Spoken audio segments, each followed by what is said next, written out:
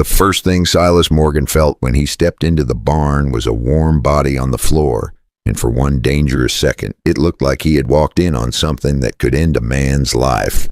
Sunlight cut through the slats, dust hanging in the air, and a young woman lay curled in the straw. Dress torn, skin marked, breath shallow like she might stop if no one noticed.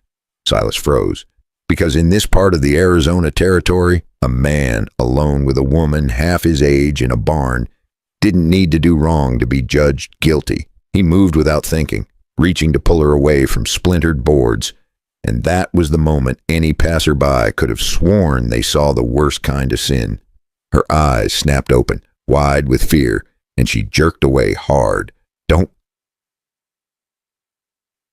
"It still hurts there." The words came out broken, sharp with pain, and Silas felt his gut drop because that hurt didn't sound new, and it didn't sound like a fall. He pulled his hand back fast, palms open, stepping away like a man backing off from a loaded revolver. "I ain't gonna touch you," he said low, "'cause sometimes the first promise mattered more than any help. If the story ended right there, folks would have whispered his name wrong by sundown. A 49-year-old rancher, locked in a barn, a young woman on the floor, and no one around to hear the truth. That was how men lost everything out here, not always for what they did, but for what people thought they saw." He slid the barn door shut and dropped the wooden bar, not to trap her, but to keep the world out, and the sound echoed louder than he liked. She flinched at the noise, eyes darting to the door like she expected it to burst open. Silas stepped back again, all the way to the far wall, sitting on a feed crate so there'd be no doubt about distance. Only then did he really see her. Bruises layered over bruises, some old and yellowed, some dark and fresh, marking her arms and hip in places a fall wouldn't reach. Straw tangled in her hair, dust streaked across her cheek, and a thin cut where cloth had torn skin. Outside, cicadas screamed in the heat, and a horse stamped near the fence. Restless, Silas recognized her, and that made it worse. Clara Whitmore, the girl from the neighboring land, close enough he'd seen her walk past his fence a dozen times. Head down, never meeting his eye, he fetched water, set the tin cup within reach, then stepped away again. She drank like someone who hadn't known when the next chance would come. Near the door lay a pale scarf, torn clean like it had been ripped away in a hurry. She hadn't wandered in. She had run. What do you think she ran from? Fear, shame, or a man who promised he would not stop? His first thought was simple and wrong. He thought he could help her up, walk her home before dark, maybe speak to her husband, man to man, and settle it quiet. That was the lie good men told themselves in the West, that a calm word could fix what fists had broken. She shifted, winced, and pressed a hand to her side. "Please," she said, barely above a breath. "Don't take me back yet." The word "yet" hit him harder than a punch. Silas swallowed, because that one word meant this had happened before, and silence hadn't saved her. He nodded once, not trusting his voice. Outside the barn, dust stirred near the fence line. A faint clink of tack carried on the air, metal touching leather, then stopping. Silas stood and peered through a crack in the wood. Nothing clear, just heat and distance, but his shoulders tightened. Trouble didn't travel alone. He turned back to her, mind racing, weighing every choice, knowing each one had a price. "Before we go further, hear this straight. This story is drawn from old accounts and frontier memory, written again with care, with a few details shaped to bring out its lessons and weight.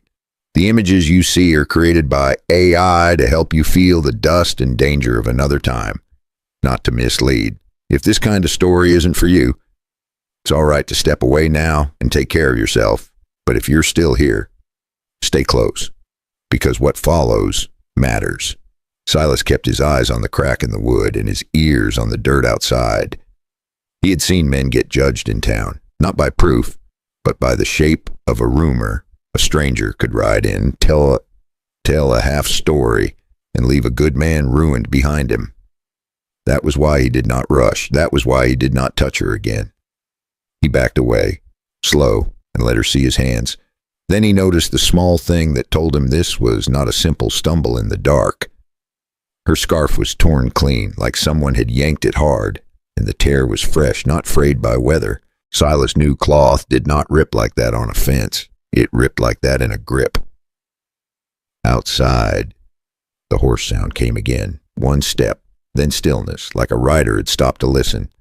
Silas felt the old fear that every rancher knows, the fear of being alone on your land when someone decides it is theirs. He looked at Clara, and he realized the danger was not only what Jed might do to her, it was what Jed could make people believe Silas had done. And if Jed wanted to bury a story, he would not bring the law first. He would bring witnesses, the wrong kind. If you were standing where Silas stood, would you open that door or keep it barred for one more minute? Silas spoke low, steady. "Who did this?" he asked. She hesitated, eyes dropping, and that hesitation told him enough. "Your husband," he said, not as an accusation, but a fact. She nodded once. "And he ain't just any man," Silas added, because he already knew the answer. "He's respected," she whispered. "He drinks with the law." That changed everything. Jed Whitmore wasn't just a husband. He was a man with friends, with a name folks recognized. A man who wore a smile in town and carried his temper home. A man who could walk into a saloon and have people listen. Silas felt the walls closing in. If he sent her back, she'd be hurt again. Maybe worse. If he hit her, he'd be branded a thief of another man's wife. A criminal before the law ever asked questions. Outside, the sound came again. A horse stopping, closer this time, right by the fence. Silas moved to the door, hand resting on the bar, listening. Whoever it was, they weren't passing through. They were looking. He glanced back at Clara, saw fear tighten her jaw, and understood the math of it all. Report it. And she'd be sent home to a man the town trusted. Hide her. And he'd stand alone against whispers, badges, and rope. The barn felt smaller now. The sun lower, the air thick. Silas Morgan had one choice to make, no good way out, because if he opened that door, someone would suffer. And if he kept it closed, someone would come looking harder. Which sin would he carry? The one everyone could see, or the one that kept her alive? Silas didn't open the barn door right away. He stood there listening, hand resting on the wooden bar, counting the seconds between sounds, the way a man does when he knows trouble is nearby but doesn't yet know its shape. Outside, the horse shifted its weight, leather creaking soft, close enough that Silas could picture the animal's breath fogging the air near the fence. Then the sound drifted away. Not fast, not slow, just enough to say someone was thinking. Silas waited a full minute more before easing the bar back and cracking the door an inch. Nothing but heat and dust. Whoever had been there wasn't ready to be seen. That was worse. He closed the door again and turned back to Clara. She hadn't moved much, but her eyes followed him. Sharp now, like fear had burned the sleep out of her. "You can stay here tonight," Silas said. "Long as you need." She nodded, but her hand shook when she tried to pull the blanket higher. Silas set another lantern low, away from her, enough light to see without turning the place into a signal. He poured more water, tore a strip from an old clean shirt, and slid it across the floor to her.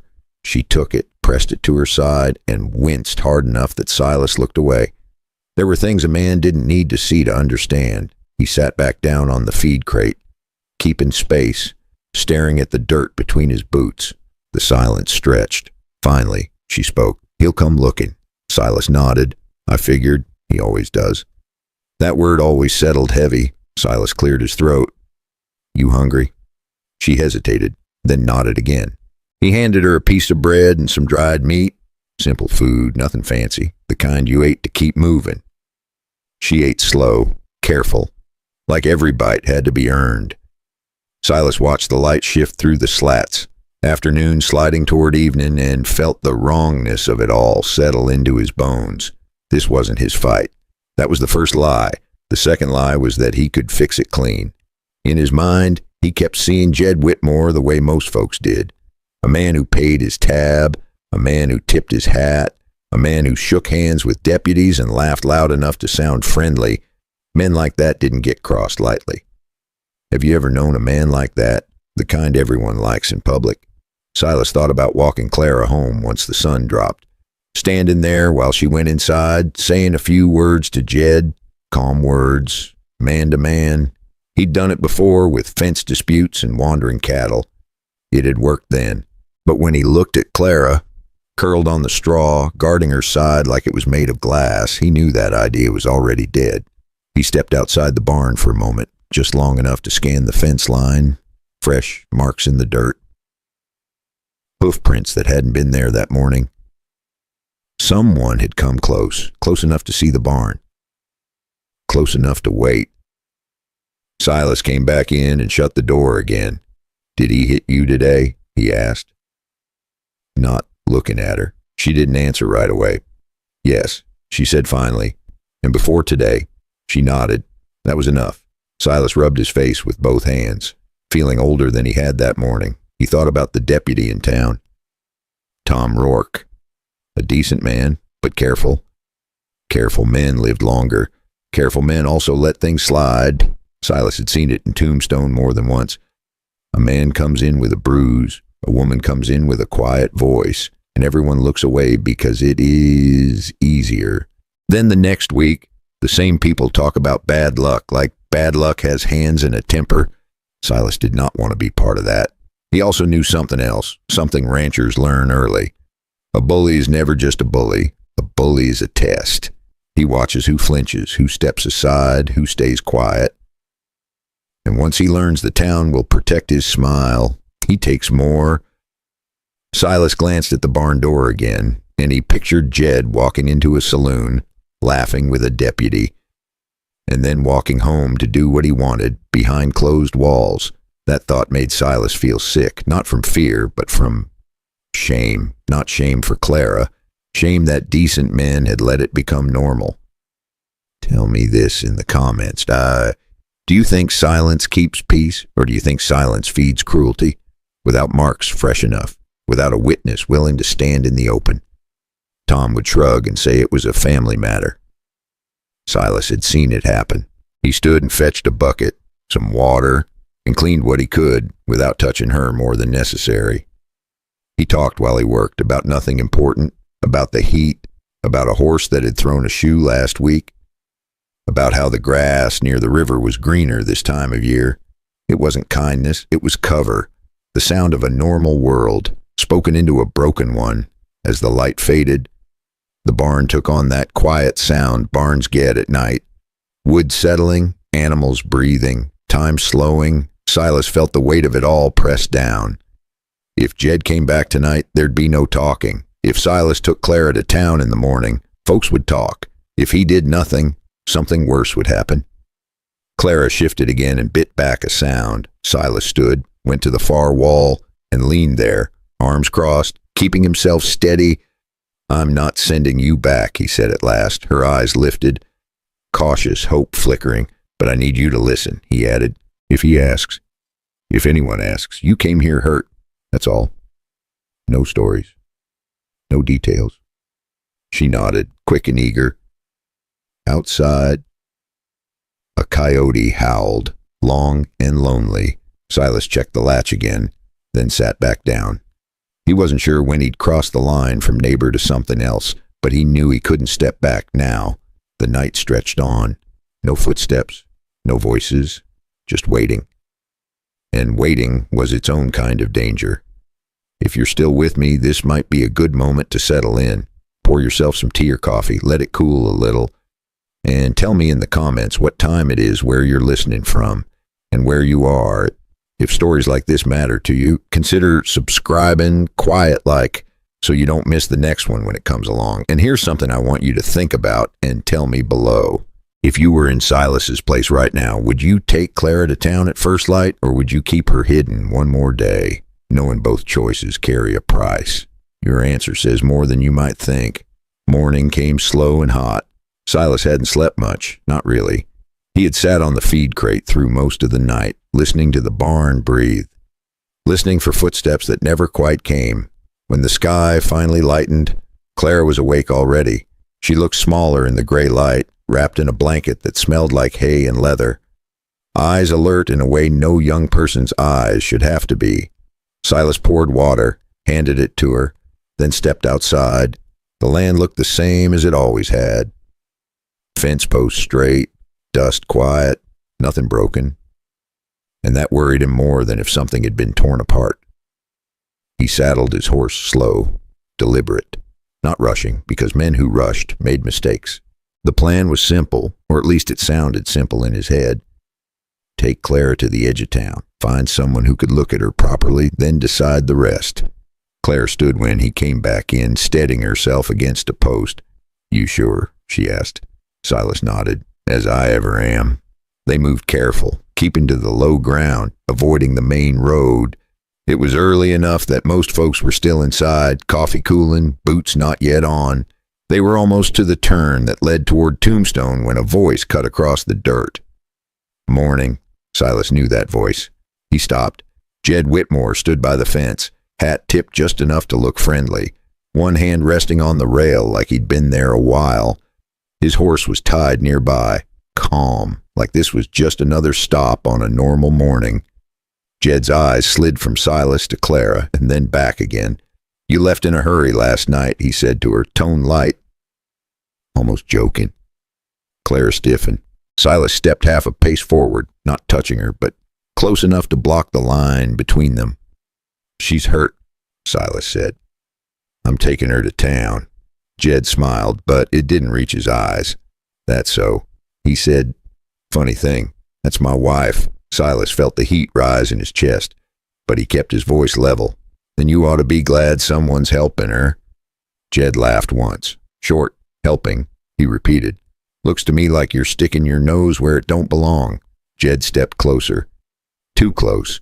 Silas could smell whiskey on his breath, old and sour. Jed shoved him, not hard, just enough to test. Silas stumbled back a step, then came forward again. Planted. The shove turned into a grab. Silas twisted, caught Jed's wrist, and the two men locked up for a moment. Boots grinding in the dirt, no punches, no wild swings. Just two men testing weight and balance, the way it happens when neither wants witnesses. "Enough," a voice called. Deputy Tom Rourke rode up slow, reins loose, badge catching the morning light. He took in the scene in one look. Two men squared up, a woman standing back, pale and quiet. Tom dismounted, calm as ever. "What's going on here?" he asked. Jed let go first, straightened his coat, smiled back in place. "Morning." "Tom," he said.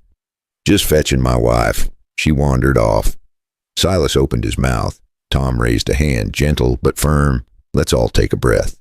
He looked at Clara. "You all right, miss?" Clara hesitated, then nodded once. Tom's eyes flicked to Silas. "Anything you want to say?" Silas chose his words careful. "She's hurt," he said. "Needs seeing to." Tom studied Clara again, then Jed. "She your wife?" he asked Jed. Jed nodded. "Sure is," Tom sighed, almost too quiet to hear. "Well," he said, "that puts us in a tight spot." He looked at Silas. "You know how this goes. Without a complaint, without clear proof, my hands are tied. And if I overstep, Jed's friends will call it badge abuse." Silas felt something cold settle in his gut. Jed smiled wider. "See," he said, "all a misunderstanding." Tom turned to Clara. "You want to come back with him?" Clara looked at the ground. Silas watched her shoulders tighten. She shook her head. Just barely. Jed's smile slipped. Tom noticed. "Miss," he said gently, "if there's something you need to say, now's the time." Clara opened her mouth, then closed it. Her eyes flicked to Jed, then away. "I just need rest," she said. Tom nodded, slow. "All right," he said. "I can't force anything right now, but I don't want trouble." He looked at Jed. "Get her home." He looked at Silas. "You stay out of it." That was that. Jed reached for Clara's arm. Silas moved without thinking. He grabbed Jed's sleeve and yanked him back. Jed swung. Silas ducked, shoulder catching Jed in the chest, sending him stumbling into the fence. Dust kicked up. Tom shouted, "Enough." Jed steadied himself, face red now, eyes hard. He pointed at Silas. "This ain't over," he said. "You hear me?" Silas said nothing. He watched as Jed took Clara by the arm and led her away. Not rough, not gentle, just firm enough to remind her who was in charge. Tom stayed behind a moment, He lowered his voice. "I know you mean well," he said to Silas, "but you're walking into something you won't like." Silas nodded. "I know." Tom mounted up. "Be careful," he said. "Men like him don't forget." Silas stood there long after they were gone, dust settling, morning fully awake now. He felt the weight of it settle in his chest. He had tried the clean way. It had failed.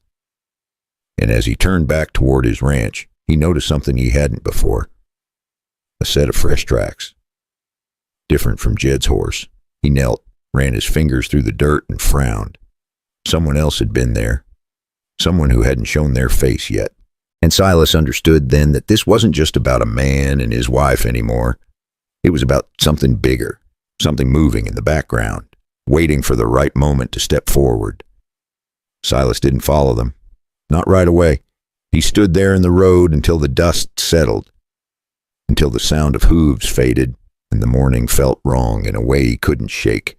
Letting Clara go back with Jed felt like failure, but chasing after them would have made things worse, not better. That was the trouble with men like Jed Whitmore. They didn't need to win outright. They just needed you to make one bad move. Silas turned back toward his ranch, slower now, eyes on the ground, tracking the marks he had noticed earlier. Jed's horse prints were easy to spot. So were his, but the others were lighter. Different, the kind of tracks left by someone who didn't want to be noticed. Silas followed them along the fence line, past a low spot where the grass stayed greener, toward the back edge of his land. They stopped near the old shed he hadn't used in years. Nothing was missing, nothing was broken, which meant whoever had been there knew exactly what they were looking for. Silas crouched in the dirt and held up a pinch of it to the light. It was fine and dry, but there was a darker smear under it, like a shoe had ground ash into the soil. That kind of ash did not come from a campfire, it came from a forge. Silas thought of Charleston, and the blacksmith work that passed through there, and the quiet men who paid in cash and asked no questions. Then he remembered something an old drover once told him. When cattle go missing, the theft is not the hard part. The hard part is the new mark, and the man who owns the mark owns the story. Silas stood, dusting his hands, and he understood that Jed was not acting alone. Someone smarter was using him. Someone who did not shout in the street. Someone who waited. And Silas knew this much. When he finally rode toward Tombstone before dawn, he would not worry about Jed first. He would worry about the man Jed answered to. That thought sat heavy. Silas spent the rest of the morning fixing small things that didn't need fixing. A loose board, a gate hinge. Busy work to keep his hands steady, but his mind stayed on Clara. On the way, she had looked at the ground instead of at Tom. On the way, Jed's grip hadn't left a mark because it didn't need to. By early afternoon, the heat settled in thick. Silas poured himself water and sat on the porch, hat tipped low. That was when he saw her. Clara came walking up the dirt path, alone, no horse, no hat. Just slow, careful steps, like each one cost something. Silas stood so fast the chair tipped back. She stopped when she saw him, eyes wide, breath quick. "I told him I was going to the river," she said, "to cool off." He was still sleeping it off, and she didn't waste the minute. Silas didn't ask how long that excuse would hold. He opened the door and waved her in. Inside the house was dim and cool, smelling of wood and coffee. She sank into a chair, like her legs had finally given out. Silas set water in front of her, then sat across, hands folded. For a long moment, neither of them spoke. Then Clara reached into the pocket of her skirt and pulled out a small cloth bundle.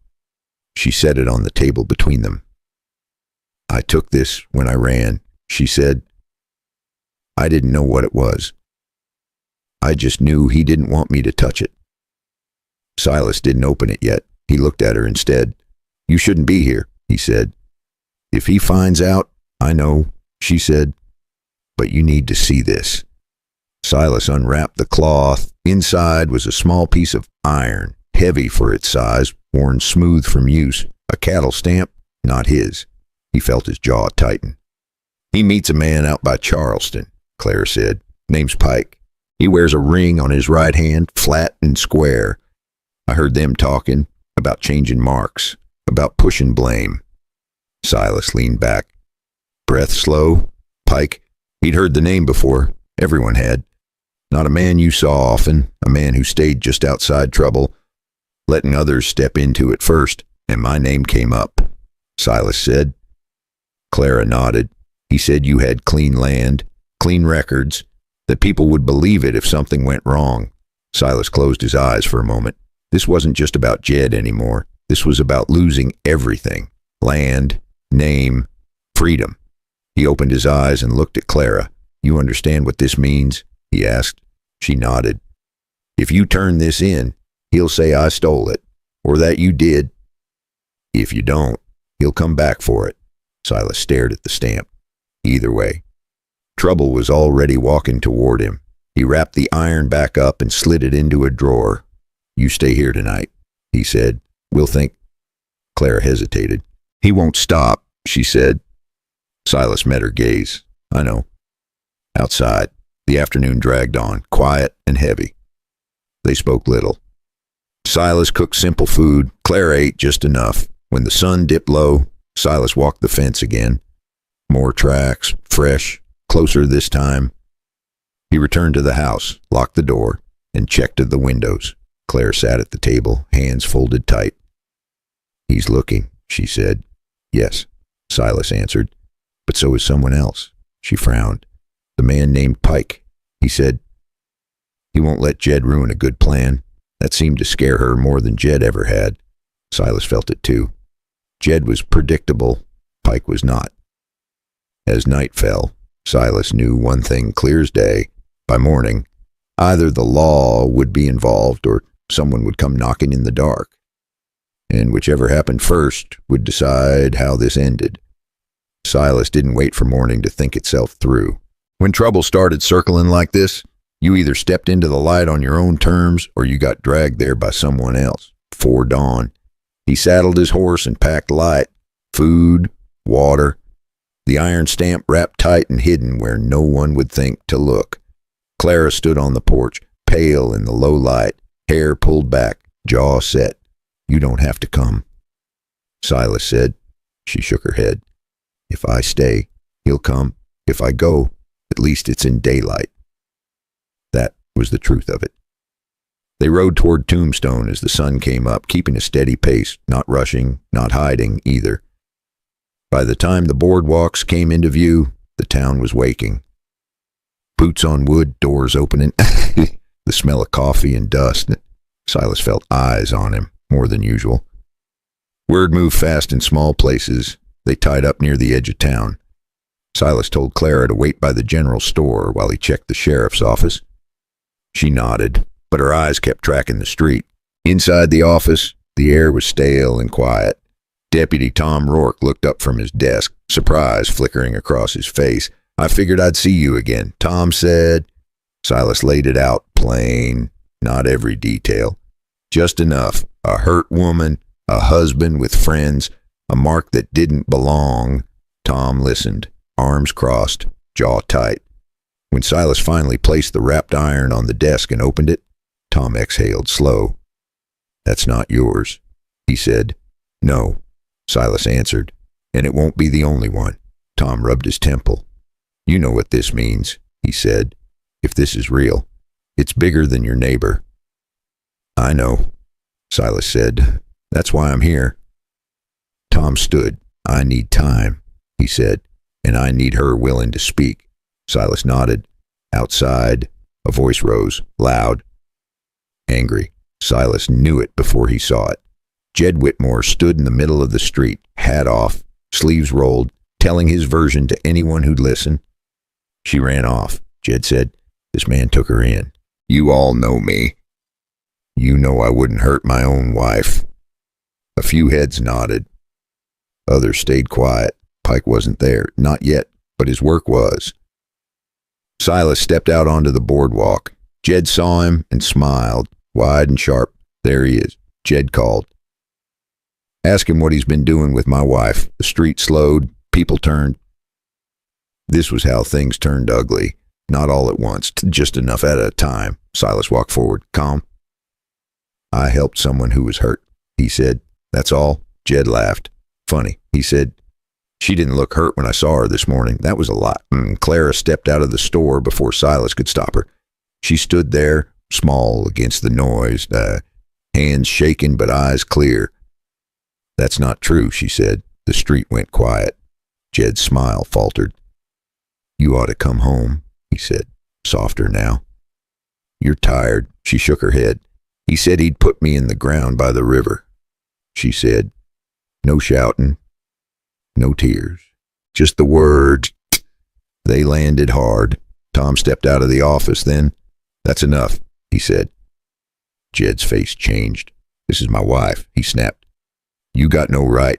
Tom met his gaze. I've got a right to stop a killing. Pike chose that moment to make himself known. He didn't step into the open. He sent 2 men instead. They moved fast, shoulder to shoulder, one toward Silas, one toward Clara. It happened quick. A shove, a fist. Silas took a hit to the jaw, staggered, then drove his shoulder into the man's chest, sending him back into a post. Wood cracked. Someone yelled. The other man grabbed Clara's arm. She screamed once. Silas saw red. He crossed the distance and yanked the man back, twisted his arm until he let go. Tom drew his revolver and fired into the air. The crack echoed down the street. Everyone freeze, he shouted. The men backed off. Jed stood breathing hard. Across the street, a man with a flat, square ring on his right hand watched from the shade, eyes unreadable. Clara saw it. Her breath caught. That's him, she said. Pike. Pike tipped his hat, slow, and disappeared into the crowd. If you were Tom, would you chase Pike right then, or lock Jed first and build the case? Tom cursed under his breath. Silas wiped blood from his mouth. This had gone past talk, past quiet. Tom stepped closer to Silas. You just made this public, he said. There's no going back now. Silas nodded. I know. He looked at Clara, standing straighter than she had the day before. She wasn't safe yet. Not even close, because Pike hadn't acted. He'd only watched. And men like that didn't watch unless they were deciding how hard to strike next. The night after Tombstone felt longer than any night Silas could remember. The ranch lay quiet under the stars, the kind of quiet that usually meant peace. But tonight it felt like the world was holding its breath. Claire sat on the porch steps, wrapped in a blanket, eyes fixed on the dark line of the horizon. Silas stood a few feet away, not crowding her, just there, like a fence post that did not move when the wind came. They both knew Pike would not forget what happened in town. Men like Pike never did, but dawn came anyway, soft, unstoppable, and with it came Deputy Tom, riding hard, dust on his coat, eyes tired but steady. They did not need many words. Jed had been taken in before sunrise. Pike had tried to run. Tom had picked up a ledger name in Charleston before daylight. The stamp and the names tied together had been enough this time. Not because the law suddenly grew brave, but because too many people had seen too much to pretend otherwise. Clara listened as Tom explained, hands clasped tight. When it was done, she did not cry. She just let out a long breath, like someone who'd been holding it for years. Silas watched her and felt something settle in his chest. Relief, yes, but also something heavier, because he knew this was not the end of her road. It was the start of a harder one. She stayed on the ranch that morning, not hidden, not as a favor, but as a choice. She helped with small things. Water, sweeping, feeding the horses. Nothing dramatic, just honest work under a wide sky, and that mattered more than words ever could. That evening, as the sun dipped low and painted the land gold, Silas leaned on the fence and looked out over the grass. I want to pause the story right here for a moment, not to break it, but to step into it with you. I have told many stories like this over the years, different names, different places, but the same quiet question always sits at the center. When doing the right thing costs you something, do you still do it? Silas did not act because he was brave. He acted because he could not live with himself if he did nothing. And I think that is something many of us understand, especially as we get older. We learn that courage does not feel loud. It feels heavy. It feels lonely. It feels like standing still when everything inside you wants to turn away. Watching Clara that evening, Silas did not see a woman he had saved. He saw a person who had finally been given space to stand up straight, and that is another lesson worth keeping. Helping someone is not about fixing their life. It is about giving them room to choose their own. Later, Claire stood beside him at the fence. She did not lean on him. She stood on her own feet. "I don't know what comes next," she said. Silas nodded. Most good things start that way. They shared a quiet smile, no promises, no rush, just the understanding that safety and respect were the soil where anything real had to grow. In the days that followed, word spread. Not all of it kind. Some folks said Silas had gone too far. Others said he had not gone far enough. That is always how it is. But the land stayed, the horses stayed, and Silas slept better than he had in years, because he had chosen a side he could live with. I often think about that when I look back on my own life, about the times I stayed quiet to keep the peace, and the times I spoke up even when my voice shook. If there is one thing age teaches you, it is this. Regret is heavier than fear. Fear fades. Regret lingers. Silas did not win anything that night in Tombstone. He did not gain land or money or praise. What he gained was simpler. He kept his name. He kept his sleep. He kept his sense of who he was. And Clara gained something just as important. The chance to rebuild without being broken again. That is why this story matters. Not because it is about the Old West, but because it is about choices that still face us now. When someone near you is hurting, do you look away because it is easier? Or do you step closer, knowing it might cost you comfort? When the crowd leans one way, do you lean with it? Or do you stand still and let the noise pass around you? Those are not questions with easy answers, but they are questions worth asking. As the sun set on the ranch, Silas poured 2 cups of coffee. They sat on the porch, quiet, watching the day end. No big speeches, no final victory, just the slow understanding that a good life is built one hard choice at a time. If this story made you pause, even for a moment, I would ask you to let me know. Tap the like button if you felt something here, because it helps this channel reach others who might need these stories too. And if you want to keep walking these old roads with me, consider subscribing. I tell these stories for people who believe that character still matters. Before you go, I want to leave you with one last question, and I hope you'll answer it in the comments. Have you ever done the right thing knowing it would make your life harder? And if so, would you make the same choice again today? Tell me where you are listening from, what time it is there, and what this story brought up for you. Until next time, take care of yourself. And remember, a quiet kind of courage can change more than you think.